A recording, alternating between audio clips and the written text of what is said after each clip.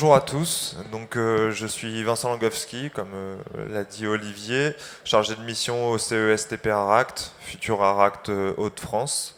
Donc ce qu'on vous propose aujourd'hui, c'est de vous relater une expérience qui s'est déroulée dans la région avec une entreprise qui s'appelle Metarom, avec un acteur régional qui s'appelle Industrilab et en partenariat avec un autre acteur, en l'occurrence l'Aract.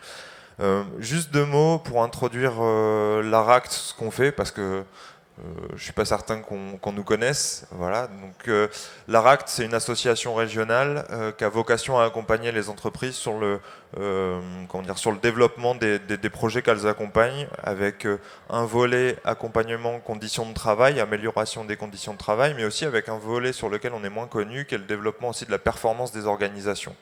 Et dans ce cadre-là, on a 4 champs d'intervention, 4 périmètres.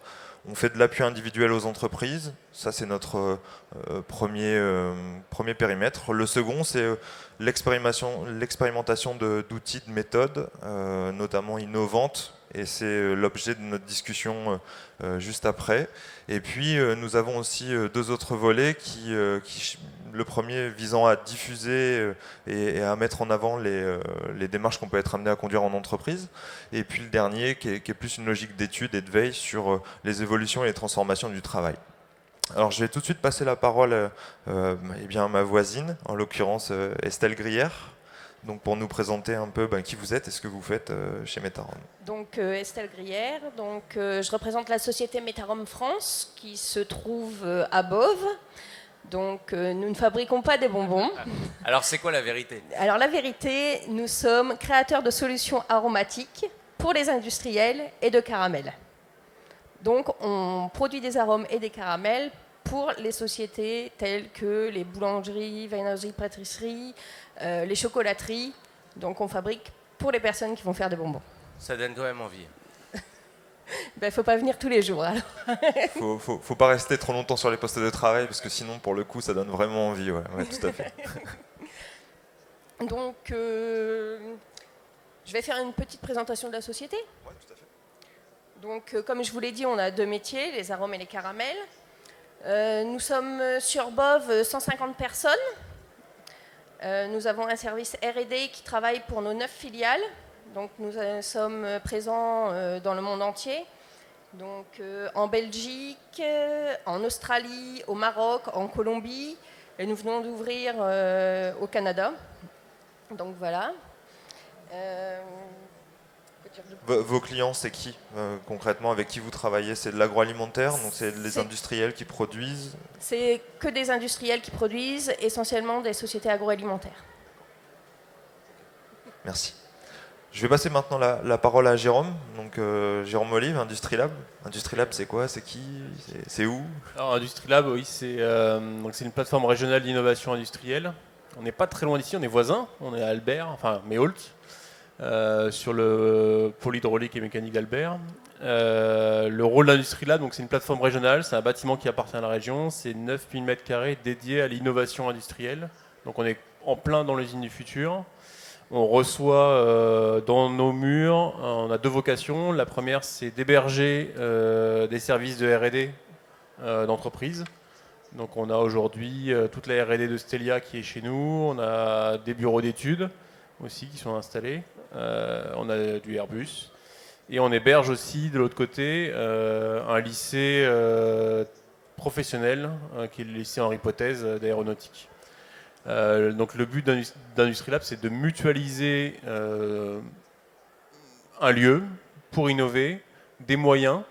Donc on mutualise différents moyens qui sont soit régionaux, soit partagés par les industriels. On a par exemple aujourd'hui un robot qui est mutualisé, 2 robots qui sont mutualisés par Stelia, qui sont à disposition des entreprises ou des écoles qui veulent venir travailler sur des gros robots industriels. Donc c'est tout nouveau ça. Et donc on n'est pas loin d'ici, on est prêt à mutualiser dans les 2 sens, il n'y a pas de souci. Et on mutualise aussi du coup les cerveaux, parce que l'idée c'est que les PME n'ont pas forcément les compétences dans tous les moyens industriels qu'ils pourraient envisager. Et donc s'adosser à des grands groupes aussi, comme Stelia et Airbus, ça peut être aussi le moyen d'atteindre des niveaux d'excellence qu'ils ne pourraient pas trouver tout seuls. Et donc ils peuvent utiliser la matière grise de ces grands groupes à un prix défiant toute concurrence. Voilà. Ok, merci Jérôme. Nous, ce qu'on avait envie de vous présenter, en fait, c'était une expérience qu'on a conduite dans le cadre d'un projet spécifique qui concerne l'atelier Caramel, en l'occurrence un atelier qui a beaucoup bougé ces dernières années, depuis 2014 avec un ensemble de travaux qui ont été menés pour développer l'activité et accompagner la croissance, c'est ça? Ouais. Oui, tout à fait. Donc, depuis 2014, le souhait de Métarom est de faire augmenter la fabrication des caramels. Donc, nous avons commencé les investissements en 2014 avec l'achat d'une cuve de fabrication de 10 tonnes. Donc, nous avons profité de cet aménagement pour revoir les flux, l'ergonomie des postes de travail avec Vincent. Et suite à cet achat de cuves de 10 tonnes, nous avons réfléchi à l'aménagement du poste de conditionnement, puisqu'on a un poste de conditionnement manuel, donc fabriquer 10 tonnes et les conditionner en seau de 20 kg, ça fait quelques seaux à sortir. Donc, afin de limiter les ports de charge, on a réfléchi et on a effectué une simulation virtuelle sur ce poste de conditionnement. Alors, l'ARACT, nous, on est arrivé après un premier projet qui avait été mené qui concernait la plateforme et l'installation de la cuve, qui avait été conduit par un cabinet conseil, Métro Ergo pour ne pas le citer, qui avait accompagné notamment l'installation du nouveau matériel que vous voyez potentiellement derrière quelques tuyaux sur la partie gauche. Donc il y avait l'installation de cette cuve qui avait été accompagnée par la CARSAT, il faut les citer puisqu'ils ont financé une partie aussi du projet. Donc à la suite de ce travail, on nous a sollicité, Claudine Martin, la responsable QHSE, pour penser, concevoir un futur projet d'atelier emballage caramel, conditionnement du caramel, sous différents formats, du seau rond, du seau carré. Essentiellement des seaux ronds, des seaux carrés et des bonbonnes.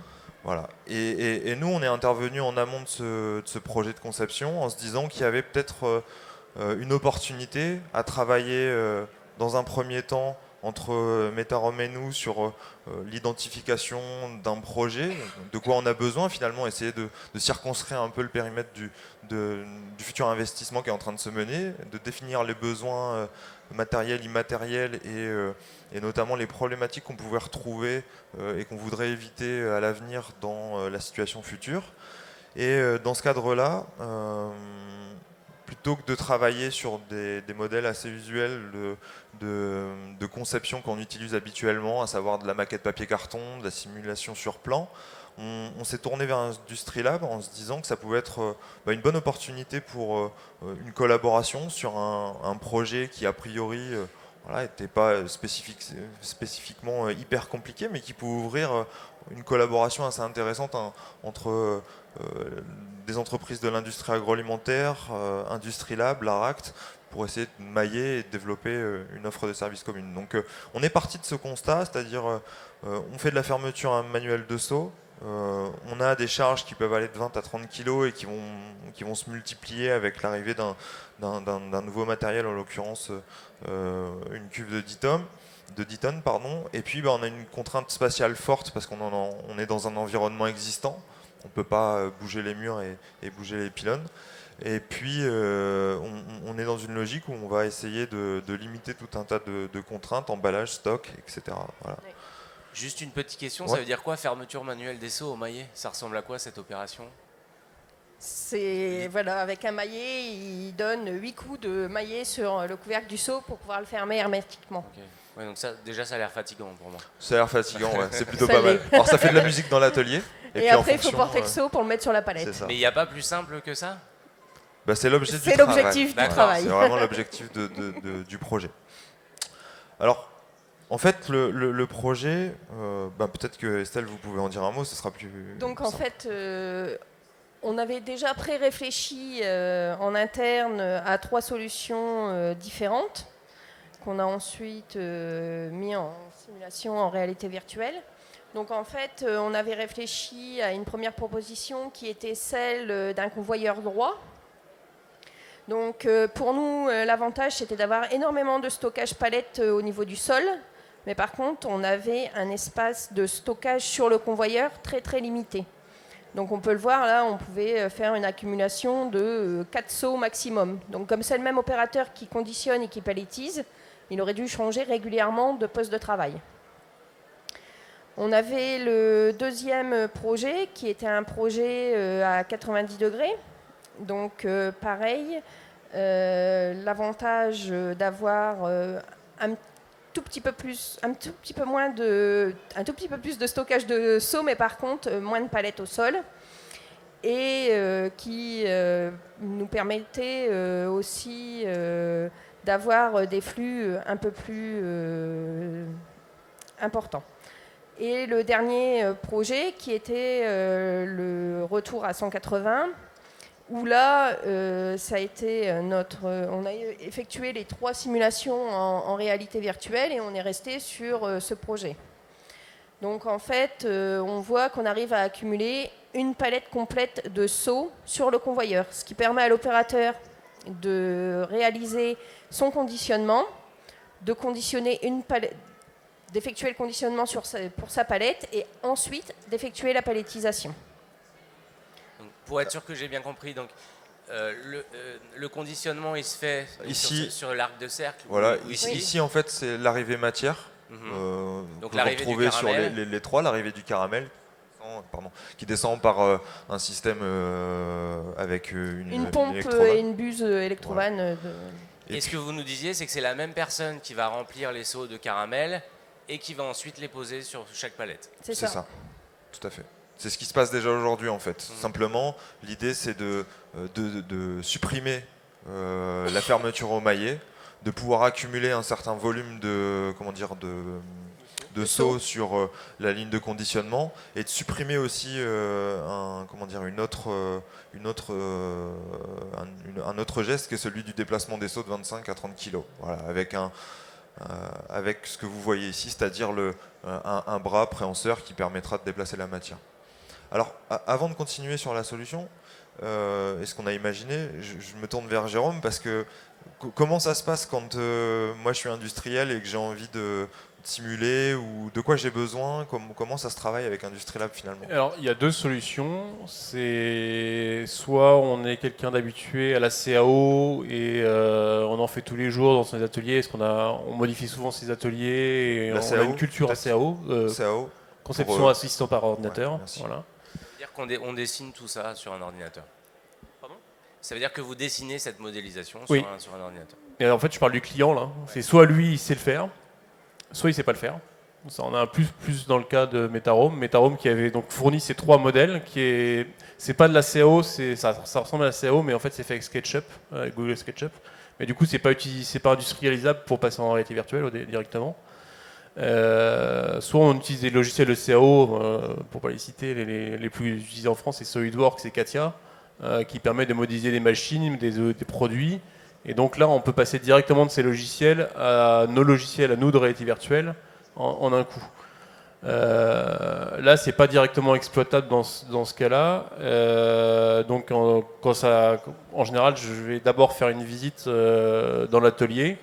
Je récupère le maximum de données, je prends des photos. Quand on a le temps, là, il y a quand même Vincent qui fait quand même tout le travail avant de comment ça fonctionne, comment ça marche, tout ça. Donc, j'ai pas beaucoup à m'impliquer là-dedans.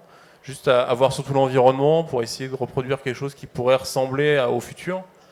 Et puis qui pourrait permettre de répondre à la question qu'on va se poser pendant la séance de réalité virtuelle.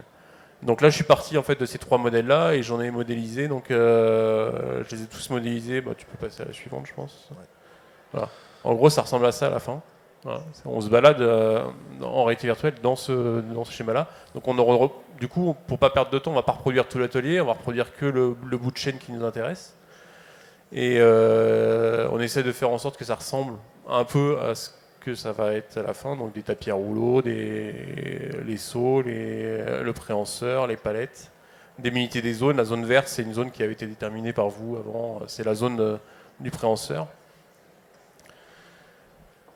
Et donc ça, c'est un accompagnement qu'on peut faire à Industrie Lab aussi, c'est donc prendre le projet aussi en modélisation dès le départ. On n'est pas obligé d'être un pro de la modélisation pour venir chez nous et pour avoir un projet qu'on veut tester en réalité virtuelle. Voilà.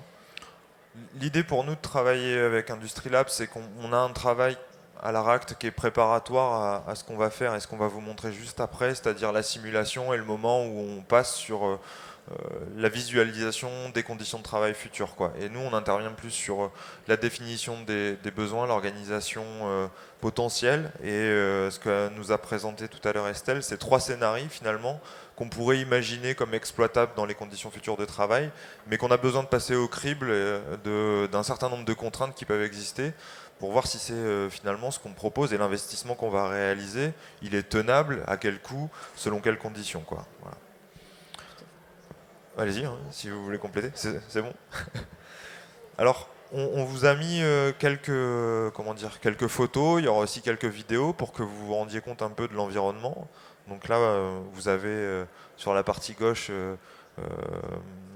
le responsable maintenance qui est en pleine séance découverte de l'environnement qu'on est en train de concevoir. Et puis à droite, l'opérateur qui découvre aussi le futur poste de travail. Alors c'est pas anodin son geste, parce qu'on se rend pas bien compte, mais ça Jérôme, je vais te laisser l'expliquer parce que c'est plus compliqué pour moi que pour toi. On se rend pas bien compte, mais là l'opérateur il est vraiment en train de saisir finalement le seau qui est face à lui, quoi. Alors là, ce que vous voyez, en fait, les 2 photos sont issues de la salle immersive qu'on a à Industrie Lab. Donc aujourd'hui, la réalité virtuelle, ce qu'on voit à la télé beaucoup, c'est des casques. Donc les casques low cost à moins de 2000 €. Là, on est dans une autre dimension, c'est qu'en fait, on rentre dans une pièce dont les murs sont tous en 3 dimensions et dont le point de vue est calculé pour la position de l'utilisateur. C'est-à-dire que concrètement, l'utilisateur, dans la deuxième photo, il voit le seau qui est vraiment devant lui à la bonne distance. La photo n'est pas représentative parce qu'on n'a pas le bon point de vue, mais de son point de vue, le seau est au bout de sa main. Ces 2 salles, en fait, on a une deuxième salle aussi, Industrie Lab, qui est plus ce qu'on appelle un CAD wall, un mur d'image. Donc c'est un seul mur, c'est pas une pièce. L'intérêt de ces dispositifs, c'est que dans des séances de travail, on va pouvoir faire des allers-retours, on a juste à sortir de la pièce pour plus être immergé. C'est-à-dire, on rentre dans la pièce, on est dans l'atelier, on sort de la pièce, on retourne à la réunion de travail, et ainsi de suite. Le casque, quand on l'enlève, le problème du casque, c'est qu'on passe d'une immersion complète où on est vraiment tout seul, on l'enlève et on a une rupture complète du réel. Alors que là, il y a toujours une liaison directe, on entend ses collègues. Donc ça permet quand même de travailler, de faire des réunions de travail et d'innovation finalement, parce que ça permet en plus à tout le monde de parler.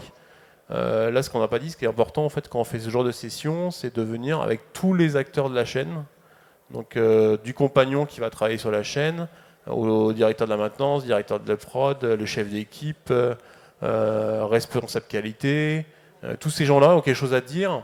Et c'est pas forcément des gens qui vont forcément l'exprimer en réunion. On n'a pas tous l'habitude d'aller en réunion avec. C'est plutôt quelque chose pour les cadres en général, les réunions. L'ouvrier qui est sur sa chaîne, il n'a pas toujours son mot à dire, ou il veut pas forcément le dire en réunion. Et du coup, ça libère un peu aussi la parole d'être dans un nouvel endroit. Faut pas se leurrer, c'est aussi un effet un petit peu waouh. On utilise un objet technologique qui est quand même relativement sympathique pour travailler. Combien ça coûte justement un tel système? Parce que c'est super impressionnant. Alors là, il y en a pour 1 million d'euros. D'accord. 1 million de matériel. C'est waouh aussi au niveau Oui, du ouais, prix. le prix, c'est pas mal. Alors justement, Industrie Lab, ça a été fait pour ça. C'est la mutualisation d'équipements. On sait très bien qu'une PME ne pourra pas s'acheter un équipement comme ça, mais il peut venir l'utiliser chez nous une demi-journée, une journée. Il ne paiera que l'amortissement sur cette journée ou cette demi-journée. Donc l'idée, c'est vraiment ça, c'est de faciliter l'accès à ces technologies. Et donc le CAVE, là, la salle immersive, c'est 1 700 € la journée. Voilà. Donc tout compris. Hein. Vous ne payez pas l'électricité en plus, vous ne payez pas la clim, vous ne payez pas tout ça. Donc, Café offert. Ouais, aussi. On peut payer le café aussi. Mais du coup, ça invite à pas venir découvrir l'environnement, mais bien à venir travailler son projet, quoi. Et toute la phase préparatoire qu'on avait pu avoir avec Metarom en amont, avec l'ensemble des acteurs, ça nous a permis de rentrer vite dans la définition de ce qu'on avait besoin, aller chercher, aller regarder. Et du coup, on rentabilise, on exploite au mieux le temps qu'on passe dans le cave pour pas se perdre et se noyer dans la découverte de l'outil, parce qu'on pourrait très bien passer 80% du temps à saisir l'objet, à développer, à se balader dans l'environnement finalement, et 20% du temps à travailler sur le projet. L'objectif, c'est de faire l'inverse, quoi. Et c'est vraiment ce on s'est attaché à faire avec l'ensemble des acteurs qui étaient présents. D'ailleurs, peut-être que vous pouvez aussi nous en dire un mot, c'est sur la partie préparatoire, sur l'organisation, comment ça a été comment ça a été perçu, cette arrivée dans le cave. Alors pour l'opérateur de production, ça a été une très très bonne surprise parce qu'en fait, souvent les projets, il ne faut pas se le cacher, la direction décide et l'opérateur découvre. Et là, le fait qu'il puisse rentrer dans les réalités virtuelles et déjà découvrir ce qui avait été pensé, réfléchi, et pouvoir faire les modifications en temps réel, puisque dès qu'on avait une question ou un convoyeur qu'on voulait déplacer un petit peu, on pouvait le déplacer en temps réel et retourner dans la simulation pour voir l'impact. Donc ça a été très très bien vécu par les opérateurs, et du coup maintenant ils attendent avec impatience l'installation. Là, c'est ce que vous avez là, justement à l'écran, c'est-à-dire que vous avez l'opérateur qui est en train de regarder, de se balader dans l'environnement, et à droite, si je ne me trompe pas, hein, c'est le chef d'équipe qui gère l'atelier Caramel, qui est déjà en train de proposer des ajustements. Pardon. Non, pardon. Qui est déjà en train de proposer des ajustements. Et du coup, ça donne du travail à Jérôme, puisque dans la foulée, c'est lui qui réalisait à ce moment-là les modifications sur la ligne avec un 180, un 320, peu importe. Voilà. Et du coup, Estelle, combien de personnes de Metarom sont venues vivre cette expérience ? Il y a l'opérateur, le chef d'équipe, le patron de l'entreprise aussi ? Non, on était 6 personnes. Donc il y avait l'opérateur, le chef d'équipe, la responsable qualité, hygiène, sécurité, environnement, le responsable travaux neufs, le responsable maintenance et moi-même. Donc on était 6 au total. Donc on essaye toujours d'avoir une équipe pluridisciplinaire pour réfléchir à toutes les choses. Le responsable maintenance a des contraintes que la prod n'a pas, et la qualité, l'hygiène, la sécurité aussi. Donc tout le monde a son avis à donner sur un projet. Et comment ça se passe la séance en elle-même ? C'est-à-dire que j'imagine que c'est beaucoup l'opérateur qui commente. En fait, c'est ce que vous voyez là. Au départ, il y a l'opérateur qui est rapidement rentré dans l'espace immersif pour montrer un peu comment il pouvait imaginer réaliser les opérations demain. Et rapidement, en fait, tout le monde est rentré dans l'espace immersif pour, d'une part, prendre connaissance, imaginer et pouvoir se calquer sur l'organisation future, et du coup d'avoir aussi le même langage quand on parle de la profondeur ou du positionnement du matériel, de la hauteur de la ligne par exemple. Mais aussi, moi ce qui me semble important de repréciser, c'est que la pratique collaborative de travail sur les projets, c'est quelque chose qui est ancré chez Metarom. Voilà, c'est pas quelque chose de nouveau. On n'a pas attendu de travailler dans l'espace immersif via la réalité virtuelle pour avoir une pratique collaborative sur le projet. C'est quelque chose qu'on fait au quotidien. Du coup, quand on arrive dans un tel projet, chacun trouve rapidement sa place aussi. Il n'y a pas trop de difficultés pour discuter, s'exprimer sur le projet. Comme on a etc. déjà l'habitude de travailler ensemble, c'est vrai qu'on n'a pas... On n'a pas d'appréhension au fait de se retrouver avec... les opérateurs connaissent l'ensemble du personnel et savent très bien que les responsables sont à leur écoute, et du coup ils sont libérés quand ils effectuent ce genre de simulation. On vous propose 2-3 vidéos pour vous permettre aussi de voir comment ça se passe en vrai. La première, là, c'est l'avatar, Jérôme, c'est ça ? Ouais, alors c'est la calibration de l'avatar, parce qu'on est en réalité virtuelle, mais on n'est pas là que pour regarder la maquette, on est là aussi pour travailler dessus et vérifier que la maquette numérique qui est proposée, elle va proposer un bon confort ergonomique à l'opérateur. Et donc on le voit peut-être si on le voit sur les photos, donc sur les vidéos, donc il a des petites boules qui sont installées partout sur le corps, ce qu'on appelle du motion capture de mouvement. Donc là, on le fait en temps réel. Donc on recolle à ces petites boules donc un mannequin virtuel qui va nous permettre de faire l'ergonomie du poste en temps réel. C'est-à-dire qu'on va demander à l'opérateur de mimer les tâches qu'on pense lui faire faire sur la nouvelle ligne, et on va tout de suite s'apercevoir que la ligne est trop basse, qu'un bouton n'est pas accessible, que s'il fait tel mouvement, il va faire une torsion bassin-épaule, et du coup, c'est pas une bonne position. Donc là, vous voyez, on a installé des vrais sauts aussi dans le kev pour être sûr qu'il prend bien le saut. Parce que c'est virtuel, mais du coup, on ne peut pas les attraper, les objets. Donc, comme on avait un préhenseur qui était prévu, qui était censé annuler le poids du saut, le saut est vide. C'est juste pour vérifier qu'il a les bonnes hauteurs de chaîne. Ce qu'on a oublié de dire tout à l'heure aussi, c'est que la réalité virtuelle, c'est quand même un environnement safe. Donc c'est sécurisant pour tout le monde. C'est sécurisant pour la production, parce que faire la même chose sur une chaîne qui produit, c'est compliqué, parce qu'on ne peut pas tester, on ne peut pas arrêter une machine. Là, tout le monde peut s'essayer, que ce soit le directeur qualité qui n'a jamais mis le pied sur la ligne, forcément, qui ne sait pas ce que c'est que le métier, il peut essayer. Voilà, et du coup, tout le monde peut se mettre dans la peau de l'opérateur aussi. C'est quelque chose qu'on ne fait pas forcément dans toutes les entreprises. Les entreprises qui font des parcours d'intégration, on fait un peu ça aussi. Mais les entreprises qui n'ont pas le temps, faut pas se leurrer. Là, quand on fait ce type de projet, du coup, on peut se permettre de prendre la place de l'opérateur pour une demi-heure et puis de penser ses conditions de travail aussi tout de suite. Voilà.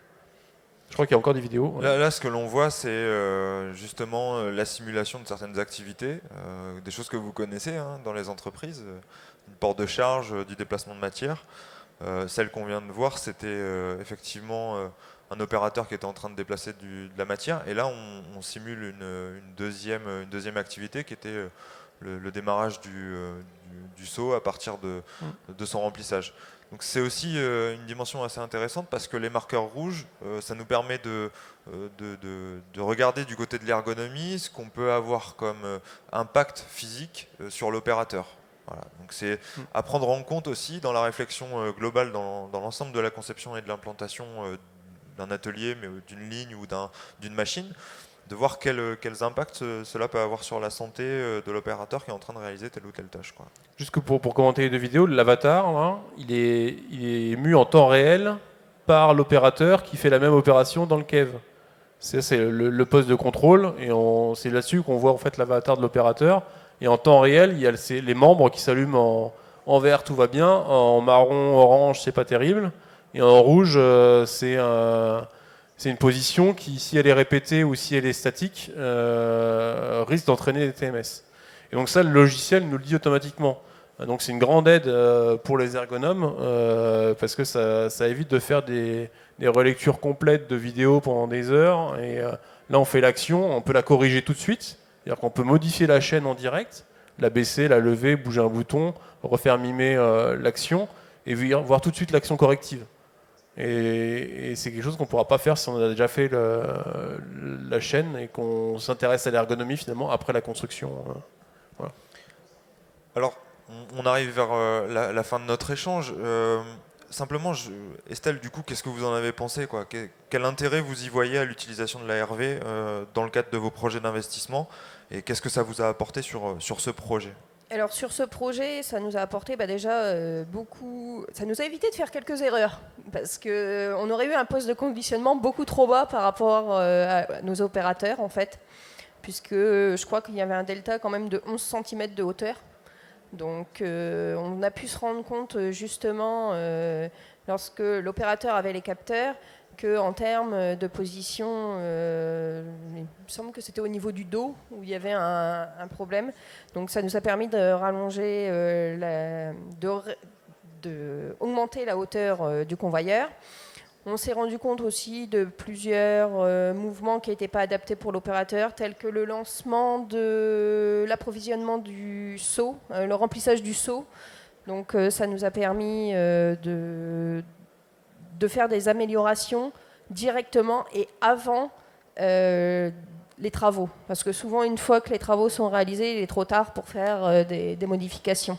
Et du coup, ça nous a permis aussi de prendre en compte l'espace environnant, puisque juste derrière, on a un nettoyage en place et on n'avait pas pris en compte que la maintenance devait intervenir sur cette machine. Donc il fallait aussi que le convoyeur puisse être démonté rapidement. Donc c'est pour ça aussi que c'est intéressant d'avoir toutes les différentes parties de l'entreprise.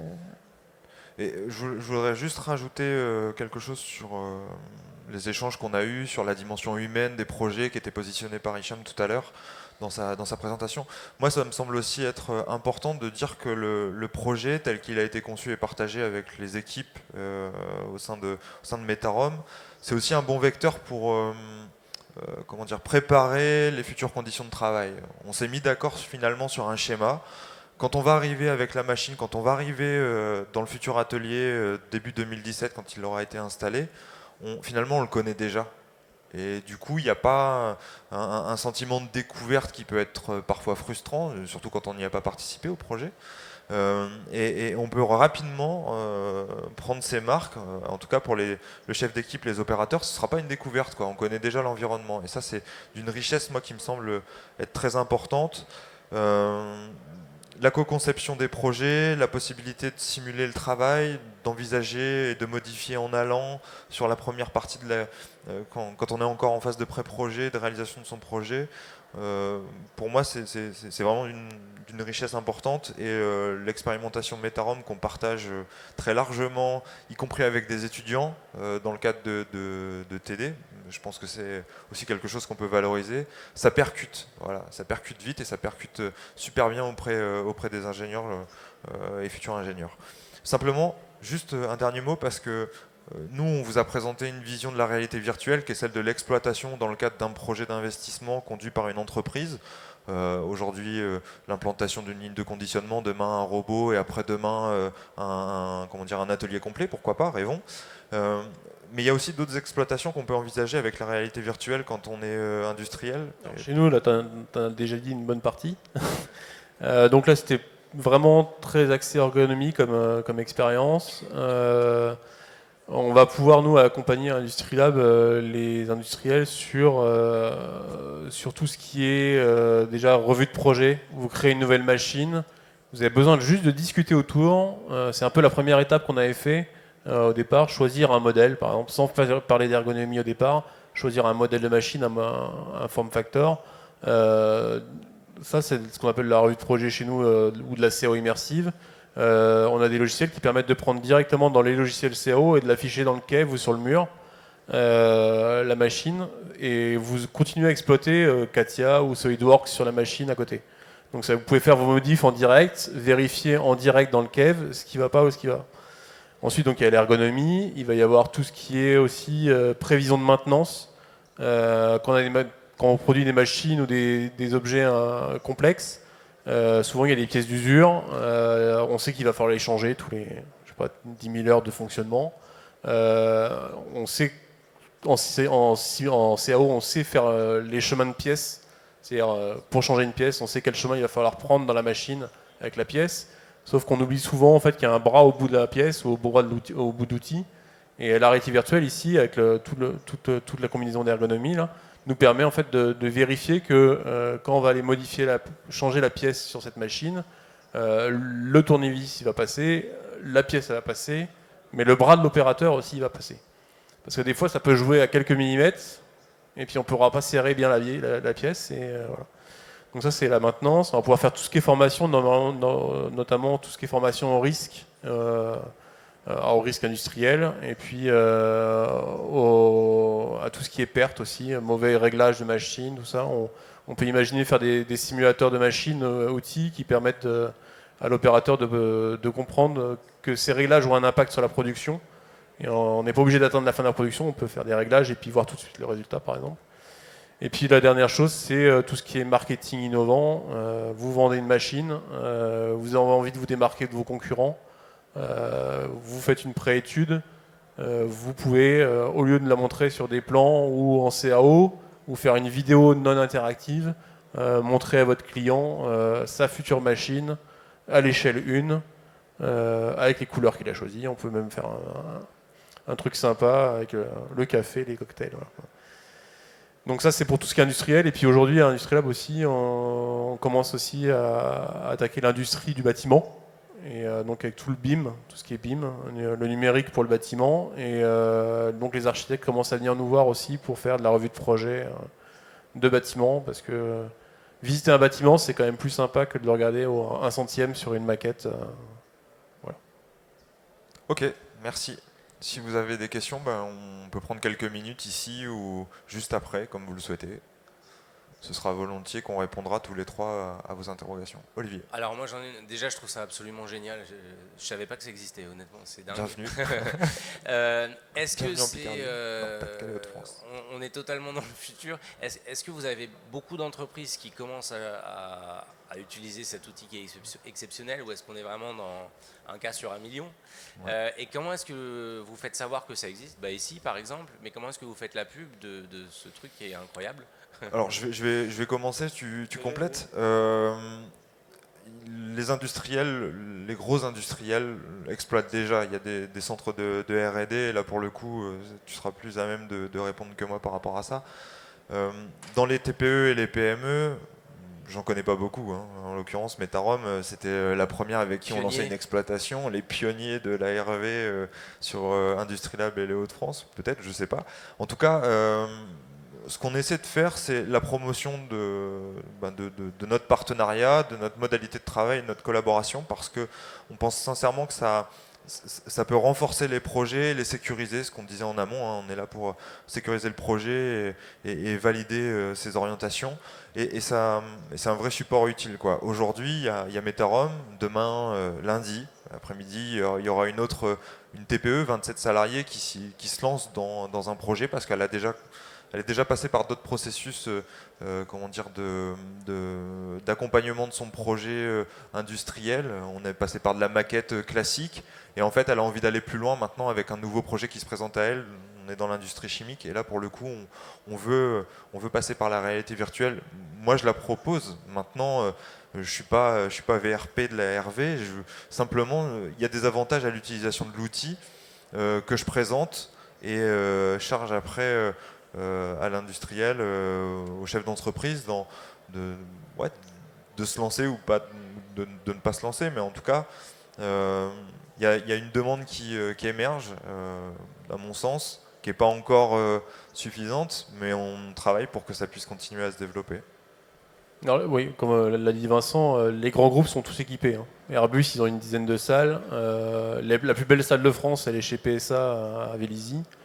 Eux, ils ont bien compris l'intérêt de la réalité virtuelle et 100% des process, 100% des produits sont testés virtuellement avant de commencer quoi que ce soit. Tu m'avais même dit qu'on construisait des usines complètes en réalité virtuelle pour s'assurer qu'il n'y a pas de bug dans l'usine. Stelia a fait ça en ce moment. Ils ont reconstruit entièrement leur nouvel atelier. Ils ont un nouvel atelier pour monter en cadence pour les Airbus. Ils font ce qu'on a fait là, ils le font tous les mercredis. Tous les mercredis, ils ont une séance chez nous et ils font de l'ergonomie. Alors eux, ils sont 100% autonomes, hein, ils n'ont même pas besoin de moi. Ils ont leur propre logiciel et tout, mais ils font exactement ce qu'on a fait avec Metarom. Ils font des séances ergonomiques, ils font de la conduite du changement en faisant venir les compagnons sur place pour découvrir leur futur poste de travail et recueillir leurs impressions, parce que souvent, leurs impressions sont les bonnes et les gars des méthodes ou les ingénieurs qui ont conçu le truc, il y a peut-être des choses auxquelles ils n'ont pas pensé. Et ils font ça tous les mercredis. Et aujourd'hui, un objet complexe, comme un avion ou une voiture, c'est construit entièrement virtuellement avant. L'intérêt de travailler sur toute une usine, c'est que vous pouvez travailler sur l'ergonomie de chaque poste de travail, alors, mais aussi sur les transitions, les interactions. Sur les transitions, sur tout ce qui est flux, tout ce qui est encombrement, passage, optimisation, planification de l'atelier. Et même intégrer les CHSCT dedans directement, montrer qu'on s'intéresse aussi au bien-être de l'ouvrier ou du compagnon. C'est peut-être aussi un bon moyen de régler certains conflits en amont. Voilà. Ouais. Après, d'un point de vue technique, c'est quelque chose qu'on rencontrera assez souvent et du coup, sur un premier jet, c'est toujours compliqué, mais dans un deuxième temps, ça peut être possible. Quand on investit dans une machine, il y a la recette numérique qu'on peut demander à son fournisseur. Ça évite tout le travail de modélisation à refaire, mais encore faut-il avoir contractualisé avec l'acteur sur cette partie-là. Et concrètement, aujourd'hui, quand par exemple Metarom commande une machine, par le passé, on ne commandait pas la recette numérique parce qu'il n'y avait pas d'intérêt à. Quand vous exploitez en 3D par la réalité virtuelle, c'est plus est-ce qu'on va le faire, c'est on doit le faire, quoi. Voilà.